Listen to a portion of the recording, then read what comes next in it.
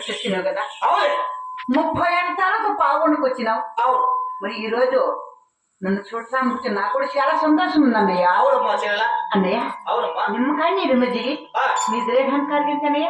శబాస్ చూసారా అవునే ఆడబిడ్డ సంప్రదాయము అన్నాచుడు వందము ఎవరికైనా ఇలా ఉంటుంది.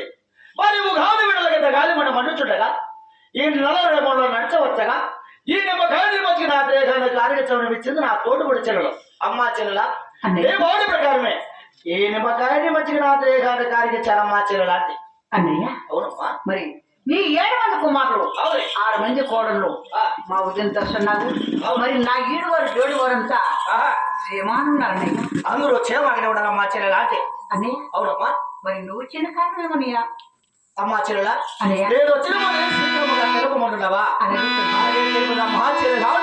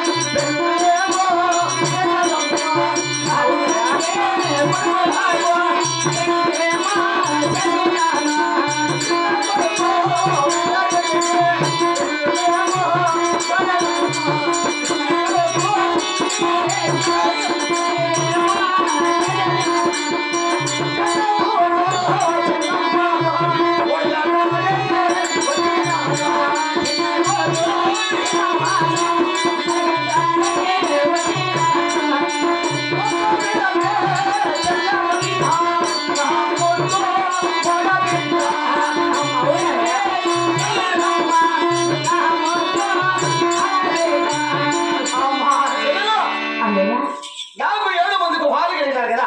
అవును 7 మంది కుమారులు 6 మంది కుమారులకి ఎలా చేశాను చేసావుని. మరి నా చిన్న కుమారికి మాత్రం ఎంతవరకు వివాహం కాలేదు కాలేదు కాబట్టి కానీ నేను అడిగి ఆడుకొచ్చానమ్మా చెల్లెల అంటే.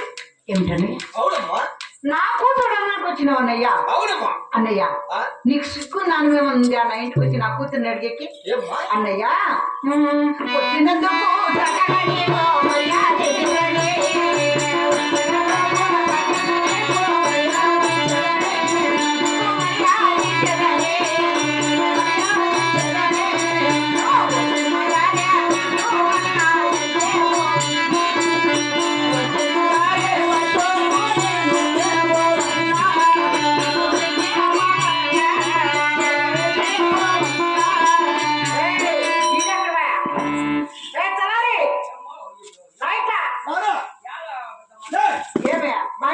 నువ్వే మాట్లాడేది మెడబెట్టి నెట్టుతూ ఉంటే మళ్ళీ మనం ఏమనేది వస్తాం.